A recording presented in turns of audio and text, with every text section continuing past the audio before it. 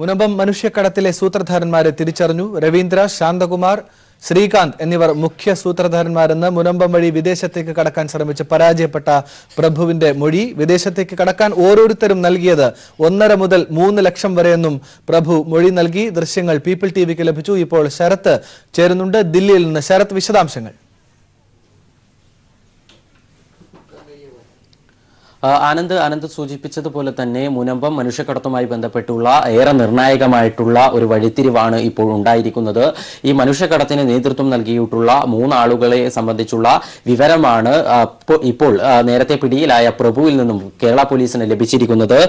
രവീന്ദ്ര, ശാന്തകുമാർ, ശ്രീകാന്ത് എന്നീ 3 പേരാണ് ഈ ഒരു മനുഷ്യക്കടത്തുമായി ബന്ധപ്പെട്ടുള്ള എല്ലാ തയ്യാറെടുപ്പുകളും എല്ലാ പ്രവർത്തനങ്ങളും നടത്തിയത് എന്നുള്ള ഒരു മൊഴിയാണ് ഇപ്പോൾ പ്രഭു കേരള പോലീസിന് നൽകിയിരിക്കുന്നത്. ഇവരൊക്കെ തന്നെ ഈ 3 പേരുടെ ചിത്രങ്ങൾ ഉൾപ്പെടെ പീപ്പിൾ ടിവിക്ക് ലഭിച്ചിട്ടുണ്ട്. ഇവർ 3 പേരും വലിയ ക്രിമിനൽ പശ്ചാത്തലമുള്ള ആളുകളാണ്. രാജസ്ഥാനിലും അതുപോലെ തെക്കേ ഇന്ത്യയിലെ വിവിധ സംസ്ഥാനങ്ങളിലും ഒക്കെ തന്നെ ക്രിമിനൽ പ്രവർത്തനം നടത്തുന്ന ആളുകളാണ് ഇവരും, അതുപോലെ തന്നെ ഇവരുടെ കൂട്ടാളികളും ഒക്കെ തന്നെ എന്നുള്ള വിവരവും ആളുകളാണ് ഇപ്പോൾ ഈ ഒരു മനുഷ്യക്കടത്തിന് നേതൃത്വം നൽകിയിട്ടുള്ളത് എന്നാണ് മനസ്സിലാക്കാൻ വേണ്ടി സാധിക്കുന്നത്. നേരത്തെ ഏറെ തയ്യാറെടുപ്പോടു കൂടിയാണ് ഇത്തരം ഒരു മനുഷ്യക്കടത്തിന് വേണ്ടിയുള്ള നീക്കങ്ങൾ ഇവരുടെ ഭാഗത്തു നിന്നും ഉണ്ടായത് എന്നും നമ്മളുടെ മറ്റ് രീതിയിലുള്ള അന്വേഷണത്തിൽ നിന്നും മനസ്സിലായിട്ടുണ്ട്. 2 മാസം മുൻപ് അതായത് ജനുവരി 12-ന് രാവിലെ 4:30 മുനമ്പം വഴി ബോട്ട് ന്യൂസിലൻഡിലേക്ക് പോയത്. ആ സമയത്തിന്റെ 2 മാസം മുൻപ് മുതൽ തന്നെ കൃത്യമായ തയ്യാറെടുപ്പുകൾ ആരംഭിച്ചിരുന്നു ഈ വിദേശത്തേക്ക് പോകാൻ എന്നുള്ളത് തന്നെയാണ് ഇവരുടെ നേതൃത്വത്തിലാണ് ആരംഭിച്ചത് എന്നാണ് ഇപ്പോൾ വ്യക്തമാകുന്നത്. ആ രീതിയിലുള്ള പ്രവർത്തനങ്ങൾക്ക് നേതൃത്വം നൽകിയ ഈ 3 പേരുടെയും കുടുംബ പശ്ചാത്തലം ഉൾപ്പെടെ വലിയ ക്രിമിനൽ പ്രവർത്തനങ്ങളുടെ പശ്ചാത്തലമാണ് എന്നും വ്യക്തമായിട്ടുണ്ട്. ഈ 2 മാസത്തിന്റെ കാര്യം പറഞ്ഞതിൽ തന്നെ 1.5 മാസം മുൻപാണ് ബോട്ട് നിർമ്മാണത്തിന്റെ പ്രവർത്തനം ആരംഭിച്ചത് എന്നും 230 പേരിൽ നിന്നും 1.5 ലക്ഷം മുതൽ 3 ലക്ഷം രൂപ വരെയാണ് വാങ്ങിയത് എന്നുമാണ് പ്രഭു ഇപ്പോൾ പോലീസിനോട് പറഞ്ഞിരിക്കുന്ന നിർണായകമായ വിവരം. ഇതിൽ കുട്ടികളുടെ കയ്യിൽ നിന്നും 1.5 ലക്ഷം കുട്ടികൾക്ക് ഈടാക്കിയിരിക്കുന്നത് 1.5 ലക്ഷം രൂപയാണ്. ഇങ്ങനെയാണ് 230 പേരിൽ നിന്നും പണം ഈടാക്കിയതിന്റെ ഒരു നിരക്കായി പ്രഭു നൽകിയിരിക്കുന്ന വിവരം. ഏതായാലും ഇവരുടെ ഈ പ്രതികളുടെ ഉൾപ്പെടെ ദൃശ്യങ്ങൾ നമുക്ക് ലഭിച്ചിട്ടുണ്ട്. ഇതിൽ നമ്മുടെ സ്ക്രീനിൽ കാണിക്കുന്ന ആളുകളാണ് രവീന്ദ്ര, ശാന്തകുമാർ, ശ്രീകാന്ത് എന്നീ 3 പേർ. ഇവർ തന്നെയാണ് ഇതിന്റെ ഏറ്റവും പ്രധാനപ്പെട്ട നേതൃത്വം. ഇവർക്ക് കൊലക്കുറ്റങ്ങളിൽ ഉൾപ്പെടെ ദില്ലി കേന്ദ്രീകരിച്ചുകൊണ്ട് നടക്കുന്ന ക്രിമിനൽ പ്രവർത്തനങ്ങളിലൊക്കെ തന്നെ പങ്കുള്ളവരാണ്. അതിനാൽ തന്നെയാണ് ഏറെ പ്രധാനപ്പെട്ട ഒരു വഴിത്തിരിവാണ് എന്ന് ഇത് ഈ ഒരു വിഷയത്തെ പറയേണ്ടിയും വരുന്നത്. ഇതോടൊപ്പം തന്നെ 19 പേർ, 230 പേരിൽ 19 പേർക്ക് തിരികെ മടങ്ങാൻ വേണ്ടി, അതായത് വിദേശത്തേക്ക് പോകാൻ വേണ്ടി സാധിച്ചില്ല. തുടർന്ന് തിരികെ മടങ്ങേണ്ടുന്ന ഒരു സാഹചര്യമാണ് ഉണ്ടായത്. 19 പേരുടെ കയ്യിൽ നിന്നും പണം വാങ്ങി ഇവർ പറ്റിച്ചതായും പ്രഭു കോളനിവാസികളോട് പറയുകയുണ്ടായി. കോളനിവാസികളോട് പല ആളുകളോടും പറയുകയും ആ കോളനിവാസികൾ പീപ്പിൾ ടിവി അവിടെ അന്വേഷണവുമായി ചെന്ന ഘട്ടത്തിൽ പീപ്പിൾ ടിവിയോട് ഇതേ കാര്യം തന്നെ പ്രതികരിക്കുകയും ചെയ്തിട്ടുണ്ട്. ഏതായാലും വലിയ കോടികളുടെ ഇടപാട് ഇത് സംബന്ധിച്ച് നടന്നിട്ടുണ്ട്. ഇതിലെ മുഖ്യ സൂത്രധാരന്മാർ ആരൊക്കെ എന്നുള്ളതിനെ സംബന്ധിച്ചുള്ള ഒരു വിവരം ഏതായാലും ഇപ്പോൾ ലഭിച്ചിരിക്കുകയാണ്. ഇത് കേസിന്റെ വരുന്ന ദിവസങ്ങളിലുള്ള അന്വേഷണത്തിന് കൂടുതൽ സഹായകരമാകുന്നതായിരിക്കും ഈ ഒരു വിവരങ്ങളൊക്കെ തന്നെ. പക്ഷേ പോലീസിനെ സംബന്ധിച്ചിടത്തോളമുള്ള ഏറ്റവും വലിയ പ്രതിസന്ധി എന്ന് പറയുന്നത് ഈ 3 പേരെ സംബന്ധിച്ചിടത്തോളമുള്ള ഇവരുടെ ഐഡന്റിറ്റിയെ സംബന്ധിച്ചിടത്തോളമുള്ള ഒരു ആശങ്കയാണ്. കാരണം നേരത്തെ ഈ പറയുന്ന ആളുകളിൽ ഒരാളുടെ ചിത്രം കോളനിവാസികളെ കാട്ടിയപ്പോൾ കോളനിവാസികൾ പറഞ്ഞത് ഇയാളുടെ പേര് ശിവ എന്നുള്ളതായിരുന്നു. ഈ രീതിയിൽ പല പേരുകളിൽ പലയിടങ്ങളിൽ തട്ടിപ്പ് നടത്തുന്ന ആളുകളാണ് ഇവർ എന്നതിനാൽ തന്നെ ഇവരുടെ കൃത്യമായ മേൽവിലാസങ്ങൾ ഇതേവരെയായി നമുക്ക് വ്യക്തമായി മനസ്സിലാക്കിയെടുക്കാൻ വേണ്ടി സാധിച്ചിട്ടില്ല. അവർ ആരാണ് എന്നുള്ളതിനെ സംബന്ധിച്ചുള്ള അന്വേഷണമായിരിക്കും ഇനിയുള്ള ദിവസം പോലീസിന്റെ ഭാഗത്തു നിന്നും കൃത്യമായും ഉണ്ടാകാൻ വേണ്ടി പോകുന്നത്. ഒരു ആളെ മാത്രമാണ് കേരള പോലീസ് ദില്ലിയിൽ നിന്നും ഇന്നലെ രാത്രി 12 മണി വരെ പിടികൂടിയിട്ടുണ്ടായിരുന്നത്. മറ്റുള്ളവരെ ഇത് സംബന്ധിച്ച ചോദ്യം ചെയ്യലിന് വേണ്ടി വിളിച്ചു വരുത്തിയതായിരുന്നു. അതോടൊപ്പം തന്നെ ഈ പ്രഭുവിന്റെ പിടികൂടപ്പെട്ട പ്രഭുവിന്റെ കുടുംബം തങ്ങൾ ഇവരോട് പോകരുത്, പ്രഭു ഉൾപ്പെടെയുള്ള ആളുകളോട് പോകരുത് എന്ന് പറഞ്ഞിരുന്നു. ഇതൊന്നും തന്നെ വകവെക്കാതെയാണ് പോയത് എന്നുമുള്ള ഒരു വിവരവും ഇപ്പോൾ പ്രഭു പോലീസിന് നൽകിയിട്ടുണ്ട്. ഏതായാലും കേരളത്തിൽ എത്തിയ ശേഷം കോടതിയിൽ ഹാജരാക്കി കൂടുതൽ ചോദ്യം ചെയ്യലിലൂടെ കേരള പോലീസിന് കൂടുതൽ കൃത്യമായ വിശദാംശങ്ങൾ ഇത് സംബന്ധിച്ച് ലഭിക്കുമെന്ന് തന്നെയാണ് നമ്മൾ കരുതുന്നത്. വീട്ടുകാർ ഒന്നും തന്നെ അറിയാതെയാണ് ഈ 230 പേരിൽ പല ആളുകളും ഇത്തരത്തിലുള്ള വിദേശയാത്രയ്ക്ക് തയ്യാറെടുപ്പ് നടത്തിയത് എന്നും പ്രഭുവിന്റെ കുടുംബവുമായി നടത്തിയ സംഭാഷണത്തിൽ നിന്നും നമുക്ക് വ്യക്തമായിട്ടുണ്ട്. ആർത്തി കൊണ്ടാണ് വിദേശത്തേക്ക് പോയത് എന്നുള്ളതായിരുന്നു പോലീസ് സ്റ്റേഷനിൽ വെച്ച് ഈ പ്രഭുവിന്റെ അമ്മയെയും കുടുംബത്തെയും മറ്റ് ബന്ധുക്കളെയും ഒക്കെ തന്നെ കണ്ടപ്പോൾ പറഞ്ഞത്. പ്രഭുവിന്റെ ഭാര്യ അതേപോലെ കുട്ടി ഇവർ പുറത്തേക്ക് അതായത് പുറത്തേക്ക് പോയിരിക്കുന്ന ബോട്ടിൽ ഉണ്ട് എന്നുള്ളതാണ് പ്രഭു പറയുന്നത്. പക്ഷേ ഈ കാര്യം വിശ്വസിക്കാൻ വേണ്ടി നിലവിലെ സാഹചര്യത്തിൽ പറ്റില്ല. കാരണം നമ്മൾ ഇവരുടെ ഭാര്യയുടെ ഫോൺ നമ്പറിലേക്ക് വിളിച്ച സമയത്ത് അവരെ ഫോൺ വിളിച്ചാൽ ലഭിക്കുന്ന സാഹചര്യം ഉണ്ടായിരുന്നു. അതിനാൽ തന്നെ ആ ഒരു മൊഴിയെ പൂർണ്ണമായും വിശ്വാസത്തിലെടുക്കാൻ വേണ്ടി സാധിക്കില്ല. എന്തായാലും പല വീട്ടുകാരും അറിയാതെ കണ്ട് ആണ് ഇത്തരത്തിലുള്ള ഒരു നീക്കം നടന്നിട്ടുള്ളത്.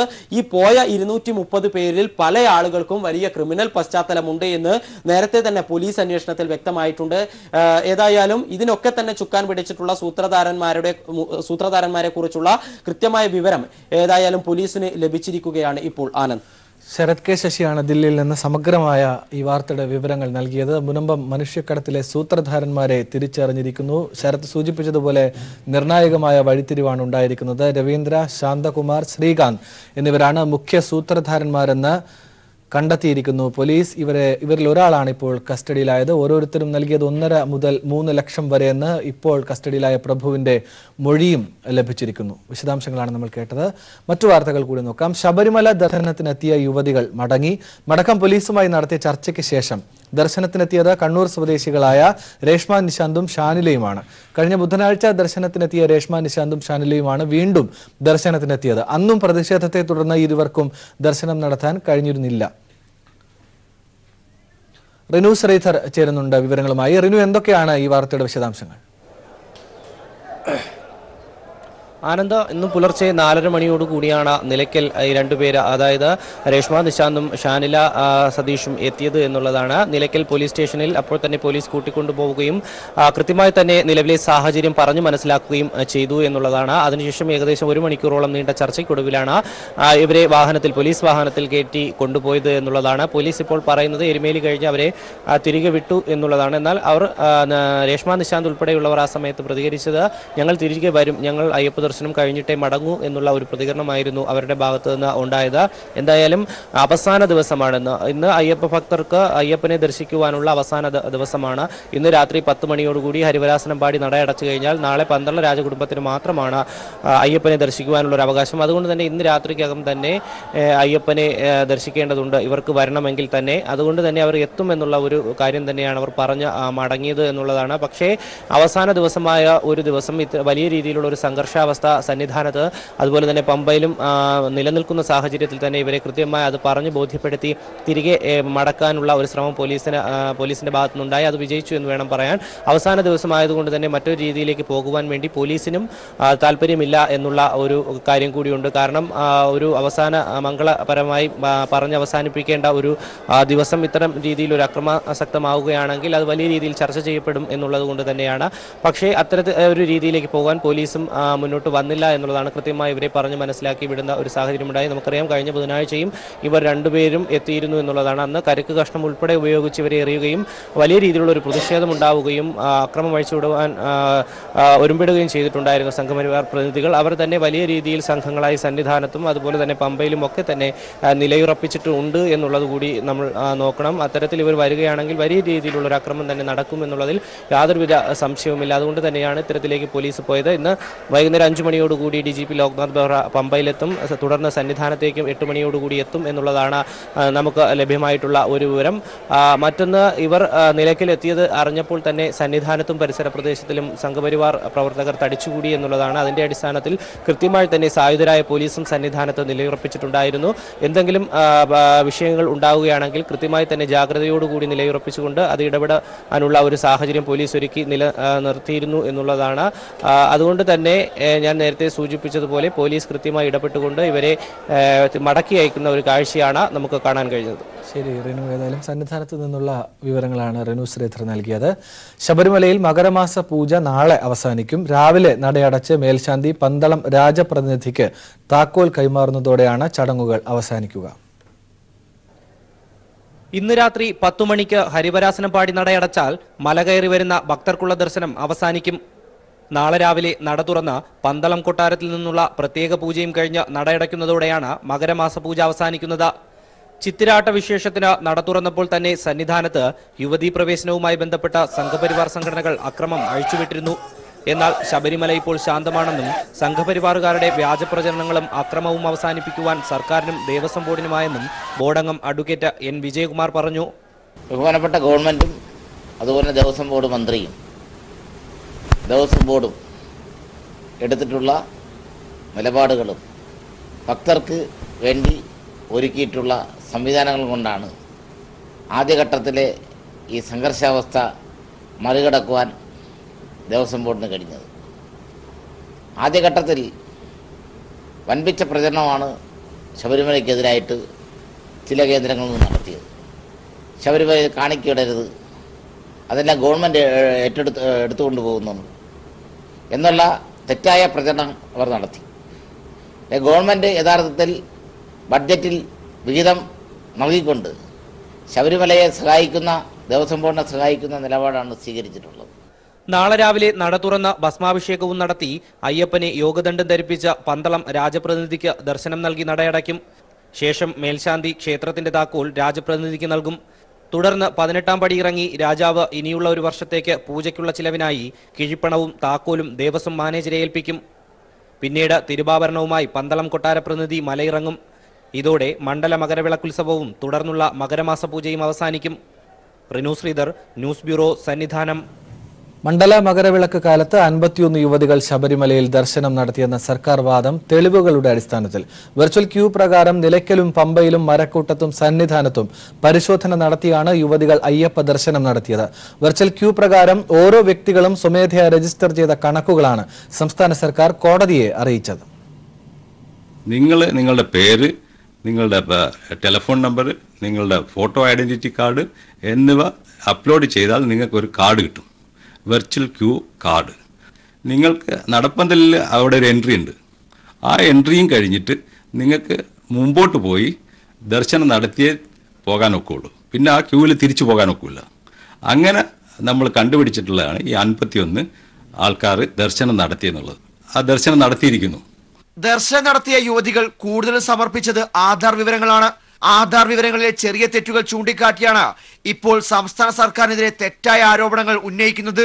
വിധിയുടെ അടിസ്ഥാനത്തിൽ 10നും 50നും ഇടയിൽ പ്രായമുള്ള 7564 സ്ത്രീകൾ അയ്യപ്പ ദർശനത്തിനായി ഓൺലൈനായി രജിസ്റ്റർ ചെയ്തിരുന്നു. ഇവരിൽ 51 പേർ പ്രശ്നങ്ങളില്ലാതെ സന്നിധാനത്തെത്തുകയും ദർശനം നടത്തിയെന്നുമാണ് സർക്കാർ കോടതിയെ അറിയിച്ചത്. 16 ലക്ഷം പേർ ഇത്തവണ വെർച്വൽ ക്യൂ പ്രകാരം ബുക്ക് ചെയ്തിരുന്നു. ഇതിൽ 8.2 ലക്ഷം പേർ മാത്രമേ ദർശനം നടത്തിയുള്ളൂ. വ്യക്തമായ കമ്പ്യൂട്ടർ കണക്കുകളുടെ അടിസ്ഥാനത്തിലാണ് സംസ്ഥാനം സുപ്രീം കോടതിയിൽ വാദങ്ങൾ ഉന്നയിച്ചത്. സർക്കാരിനെതിരെ ആരോപണങ്ങൾ നിരവധി പേർ ഉന്നയിക്കുന്നത് ദർശനം നടത്തിയവരുടെ അഡ്രസ്സുകളും മറ്റും തെറ്റാണെന്ന് ചൂണ്ടിക്കാട്ടിയാണ്. പക്ഷേ ഇത് ഓരോ ഭക്തരും സ്വമേധയാ രജിസ്റ്റർ ചെയ്ത കണക്കുകളാണ്. സർക്കാരിനെ പ്രതിക്കൂട്ടിലാക്കാനുള്ള ശ്രമങ്ങൾ മാത്രമാണെന്ന് കേരളത്തിന്റെ സ്റ്റാൻഡിംഗ് കൗൺസിൽ G. പ്രകാശൻ ചൂണ്ടിക്കാണിച്ചു. ഗവൺമെന്റ് സിംപ്ലി അതിനെ അപ്ലോഡ് ചെയ്തതിൽ നിന്ന് ആപ്ലിക്കേഷൻ വെച്ചിട്ട് 10നും 50നും ഇടയ്ക്കുള്ള സ്ത്രീകൾ വിസിറ്റ് ചെയ്തിട്ടുണ്ടോ ഇല്ലെന്ന് മാത്രം കണ്ടുപിടിച്ചിട്ട് ചെയ്ത് കൊടുത്ത ലിസ്റ്റാണ്. ആ ലിസ്റ്റിൽ ആക്ഷേപം ഒന്നും ഉന്നയിക്കാൻ ആർക്കും കഴിയില്ല. 51 പേരുടെയും പേര്, വയസ്സ്, ആധാർ നമ്പർ, മൊബൈൽ നമ്പർ, വിലാസം ഉൾപ്പെടെയുള്ള വിവരങ്ങൾ പട്ടികയിലുണ്ട്. സുപ്രീം കോടതിയിൽ നിന്നും ഹരീഷ് ചരങ്ങാട്ട്. തൃശൂർ മാന്നാമംഗലം പള്ളിയിലെ ആരാധന ഭരണ സ്വാതന്ത്ര്യത്തിന്റെ കാര്യത്തിൽ യാക്കോബായ സഭ ഇന്ന് നിലപാട് അറിയിക്കും.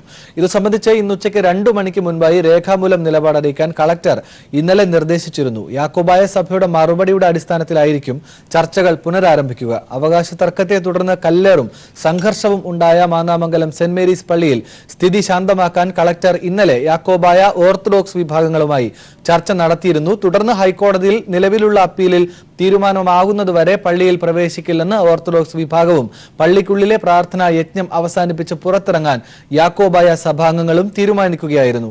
പള്ളി പൂട്ടി താക്കോൽ കൈവശം വയ്ക്കാൻ യാക്കോബായ സഭാംഗങ്ങൾക്ക് അനുമതി നൽകിയെങ്കിലും തുടർന്നുള്ള ആരാധനാ ഭരണ കാര്യത്തിൽ ഇന്ന് ഉച്ചയ്ക്ക് മുൻപ് നിലപാട് അറിയിക്കാൻ കളക്ടർ യാക്കോബായ വിഭാഗത്തോട് നിർദ്ദേശിക്കുകയായിരുന്നു. മറ്റൊരു പ്രധാന വാർത്തയിലേക്ക്. കുറുവിലങ്ങാട്ടെ 4 കന്യാസ്ത്രീകൾ മുഖ്യമന്ത്രിക്ക് കത്തു നൽകി. കുറുവിലങ്ങാട്ടെ മഠത്തിൽ തുടരാൻ അനുവദിക്കണമെന്ന് കന്യാസ്ത്രീകൾ ആവശ്യപ്പെട്ടു. സ്ഥലം മാറ്റം തങ്ങളെ സമ്മർദ്ദത്തിലാക്കാൻ വേണ്ടിയാണ്. സാക്ഷികളായ തങ്ങൾക്ക് നിരന്തര ഭീഷണിയുണ്ട്. ബലാത്സംഗത്തിനിരയായ കന്യാസ്ത്രീയെ സഹായിക്കുക മാത്രമാണ് തങ്ങൾ ചെയ്ത കുറ്റമെന്നും കന്യാസ്ത്രീകൾ പറയുന്നു. ബലാത്സംഗ കേസ് അട്ടിമറിക്കാനാണ് ബിഷപ്പ് ഫ്രാങ്കോ മുളയ്ക്കലിന്റെ നിരന്തര ശ്രമമെന്നും കന്യാസ്ത്രീകൾ പറയുന്നു. ഉമേഷ് ചേരുന്നുണ്ട് ഇപ്പോൾ കൊച്ചിയിൽ നിന്ന്. ഉമേഷ്, നമുക്കറിയാം സഭയ്ക്ക് അതിൻ്റെതായ കുറെ അധികം ചട്ടക്കൂടുകൾ, കുറച്ചധികം നിയമങ്ങൾ ഒക്കെ ഉണ്ട്. മുഖ്യമന്ത്രിയിൽ നിന്ന് ഏത് തരത്തിലാണ് ഇപ്പോൾ കന്യാസ്ത്രീകൾ ഒരു സഹായം ആവശ്യപ്പെടുന്നത്? ആനന്ദ്, കുറവിലങ്ങാട് മഠത്തിലെ കന്യാസ്ത്രീകളായ അനുപമ, ജോസഫിൻ, ആൽഫി, ആൻസിറ്റ എന്നിങ്ങനെ 4 പേരാണ് മുഖ്യമന്ത്രിക്ക് ഒരു കത്ത് എഴുതിയിരിക്കുന്നത്. കുറവിലങ്ങാട് മഠത്തിൽ തുടരാൻ തങ്ങളെ അനുവദിക്കണം എന്നാണ് പ്രധാനമായും ഈ കത്തിൽ ആവശ്യപ്പെടുന്നത്. ആ വിഷയത്തിൽ മുഖ്യമന്ത്രി ഇടപെടണം എന്നുള്ളതാണ് ഇവർ അഭ്യർത്ഥിച്ചിരിക്കുന്നത്. തങ്ങളെ സമ്മർദ്ദത്തിലാക്കാനാണ് ഇത്തരത്തിലൊരു സ്ഥലം മാറ്റം നടത്തിയിരിക്കുന്നത് എന്നും ഇവർ ആക്ഷേപിക്കുന്നുണ്ട്.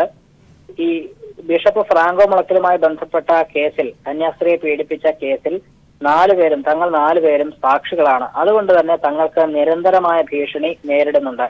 ബലാത്സംഗത്തിനിരയായ കന്യാസ്ത്രീയെ സഹായിക്കുക മാത്രമാണ് തങ്ങൾ ചെയ്ത കുറ്റം എന്ന് ഇവർ പറയുന്നു. കേസ് അട്ടിമറിക്കാനായി ബിഷപ്പ് ഫ്രാങ്കോ മുളയ്ക്കൽ നിരന്തരമായി ശ്രമിച്ചു വരികയാണ് എന്നും ഇവർ കത്തിൽ പറയുന്നുണ്ട്. നിയമത്തിന്റെ പഴുതിലൂടെ രക്ഷപ്പെടാനാണ് ബിഷപ്പ് ശ്രമിക്കുന്നത് എന്നും ഈ കത്തിൽ ചൂണ്ടിക്കാട്ടുന്നു.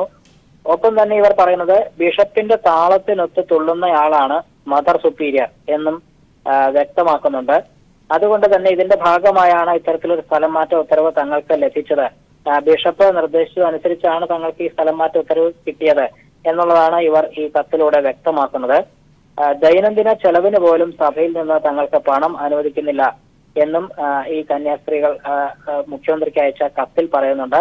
ഇത്തരത്തിൽ ഗുരുതരമായ ഒരു സാഹചര്യം നിലനിൽക്കുന്നത് കൊണ്ട് തന്നെ മുഖ്യമന്ത്രി ഈ വിഷയത്തിൽ ഇടപെടണം, തങ്ങളെ സഹായിക്കണം എന്നുള്ളതാണ് ഇവർ ഈ കത്തിലൂടെ അഭ്യർത്ഥിച്ചിരിക്കുന്നത്. നമുക്കറിയാവുന്നതുപോലെ ഈ കേസിൽ സാക്ഷികളായ ഈ 4 പേരെയും ഇന്ത്യയുടെ വിവിധ ഭാഗങ്ങളിലേക്ക് സ്ഥലം മാറ്റിക്കൊണ്ട് സഭയുടെ നിർദ്ദേശപ്രകാരം സ്ഥലം മാറ്റിക്കൊണ്ട് മദർ സുപ്പീരിയർ ഒരു ഉത്തരവ് ഇറക്കിയിരിക്കുന്നു. ഇത് സ്വാഭാവിക നടപടി എന്നാണ് സഭ വിശദീകരിച്ചതെങ്കിലും തങ്ങളോടുള്ള പ്രതികാര നടപടിയാണ് ഇത് എന്ന് ഈ കന്യാസ്ത്രീകൾ അന്ന് തന്നെ വ്യക്തമാക്കിയിരുന്നു. ഈ മഠം വിട്ടുപോകാൻ തങ്ങൾക്ക് കഴിയില്ല എന്നും കന്യാസ്ത്രീകൾ ചൂണ്ടിക്കാട്ടിയിട്ടുണ്ട്.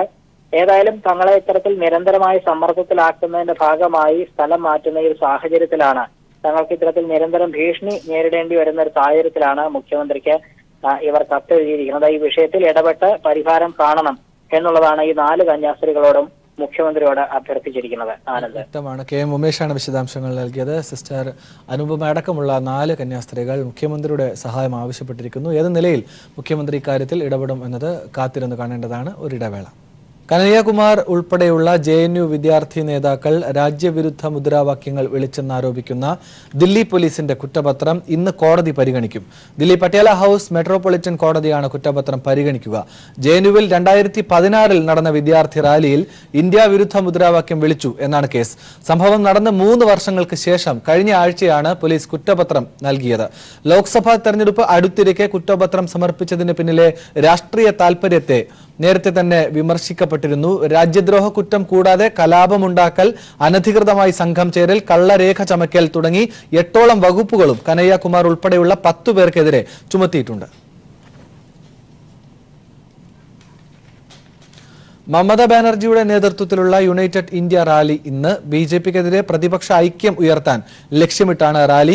പശ്ചിമ ബംഗാളിലെ ബ്രിഗേഡ് ഗ്രൗണ്ടിൽ നടക്കുന്ന റാലിയിൽ 40 ലക്ഷം പേർ പങ്കെടുക്കും എന്നാണ് തൃണമൂൽ അവകാശപ്പെടുന്നത്. കോൺഗ്രസ് അധ്യക്ഷൻ രാഹുൽ ഗാന്ധി പങ്കെടുക്കുന്നില്ലെങ്കിലും ഒരുമിച്ച് നിന്ന് ഞങ്ങൾ ശക്തമായ സന്ദേശം നൽകിയിരിക്കുന്നുവെന്ന് വ്യക്തമാക്കി പിന്തുണക്കത്ത് രാഹുൽ മമതയ്ക്ക് അയച്ചിരുന്നു. മല്ലികാർജുൻ ഖാർഗെ, HD ദേവഗൌഡ, HD കുമാരസ്വാമി, ദില്ലി മുഖ്യമന്ത്രി അരവിന്ദ് കെജ്രിവാൾ, സമാജ്വാദി പാർട്ടി നേതാവ് അഖിലേഷ് യാദവ്, ആന്ധ്രാപ്രദേശ് മുഖ്യമന്ത്രി ചന്ദ്രബാബു നായിഡു, നാഷണൽ കോൺഫറൻസ് നേതാവ് ഫാറൂഖ് അബ്ദുള്ള, NCP നേതാവ് ശരത് പവാർ, RJD നേതാവ് ലാലു യാദവിന്റെ മകൻ തേജസ്വി യാദവ് തുടങ്ങിയവർ റാലിയിൽ പങ്കെടുക്കും. ഇടതുപക്ഷ പാർട്ടികൾ റാലിയിൽ പങ്കെടുക്കില്ല.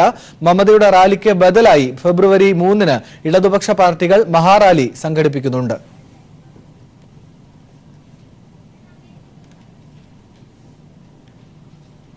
അമേരിക്കൻ പ്രസിഡന്റ് ഡൊണാൾഡ് ട്രംപും ഉത്തര കൊറിയൻ നേതാവ് കിം ജോങ് ഉന്നും തമ്മിലുള്ള രണ്ടാം ഘട്ട കൂടിക്കാഴ്ച ഫെബ്രുവരി അവസാനം നടക്കും. വിയറ്റ്നാമിൽ വെച്ചാണ് കൂടിക്കാഴ്ച ഉണ്ടാവുക. വാഷിംഗ്ടണിലെത്തിയ ഉത്തര കൊറിയൻ ഉന്നത ഉദ്യോഗസ്ഥനായ കിം യോങ് ചോളുമായി ട്രംപ് നടത്തിയ കൂടിക്കാഴ്ചയിലായിരുന്നു തീരുമാനം.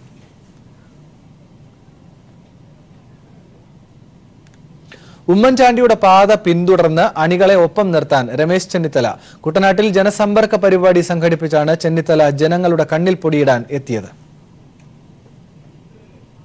പ്രളയകാലത്ത് പോലും കുട്ടനാട്ടിലെത്താൻ തയ്യാറാകാതിരുന്ന പ്രതിപക്ഷ നേതാവാണ് ഇപ്പോൾ കുട്ടനാട്ടിലെ ജനങ്ങളുടെ പ്രശ്നങ്ങൾ പരിഹരിക്കാനെന്ന പേരിൽ ജനസമ്പർക്ക പരിപാടി സംഘടിപ്പിച്ചത്.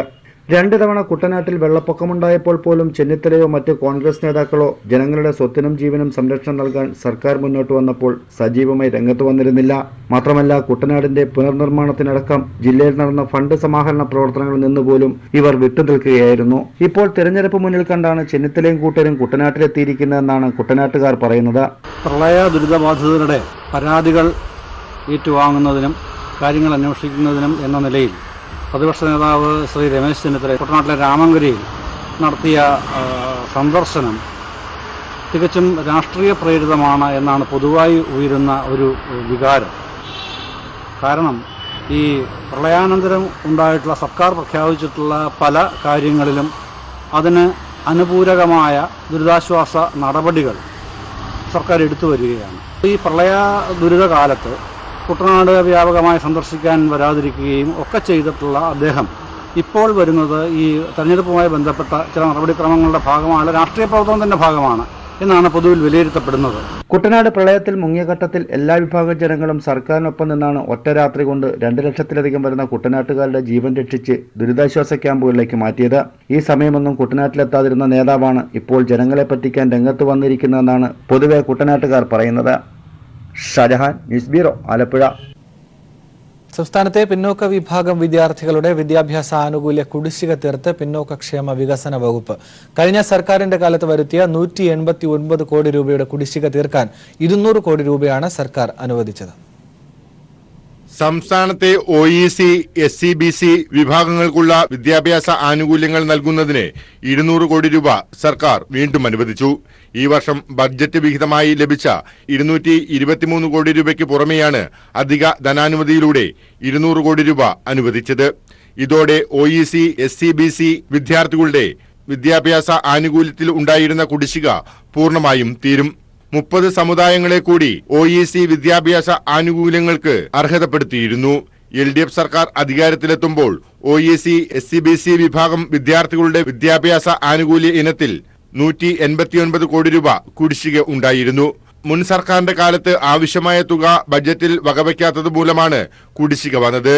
നിലവിൽ OEC ആനുകൂല്യം ലഭിക്കുന്ന 8 സമുദായങ്ങൾക്ക് പുറമെ 30 സമുദായങ്ങളെ കൂടി വിദ്യാഭ്യാസ ആനുകൂല്യങ്ങൾക്കായി പരിഗണിച്ചപ്പോൾ ഏതാണ്ട് 200 കോടി രൂപയുടെ വർധനവാണ് പ്രതിവർഷം ഉണ്ടായിട്ടുള്ളത്. ഇതുവരെയായി 732.35 കോടി രൂപയുടെ ആനുകൂല്യങ്ങൾ സർക്കാർ വിതരണം ചെയ്തിട്ടുണ്ട്. കുടിശ്ശിക പൂർണ്ണമായും കൊടുത്തു തീർക്കുന്നതിനും അടുത്ത വർഷം മുതൽ കുടിശ്ശിക ഇല്ലാതെ കൃത്യമായി OEC, SCBC വിദ്യാഭ്യാസ ആനുകൂല്യം വിദ്യാർത്ഥികൾക്ക് നൽകുന്നതിനും നടപടികൾ സ്വീകരിക്കുമെന്ന് നേരത്തെ തന്നെ സർക്കാർ വ്യക്തമാക്കിയതാണ്. ഇതനുസരിച്ചാണ് പുതിയ നടപടി. ഇപ്പോൾ അനുവദിക്കുന്ന അധിക തുകയായ 200 കോടി രൂപ വിതരണം ചെയ്യുന്നതോടെ SCBC, OEC വിദ്യാർത്ഥികളുടെ വിദ്യാഭ്യാസ ആനുകൂല്യ കുടിശ്ശിക പൂർണ്ണമായും ഇല്ലാതാക്കാൻ കഴിയും.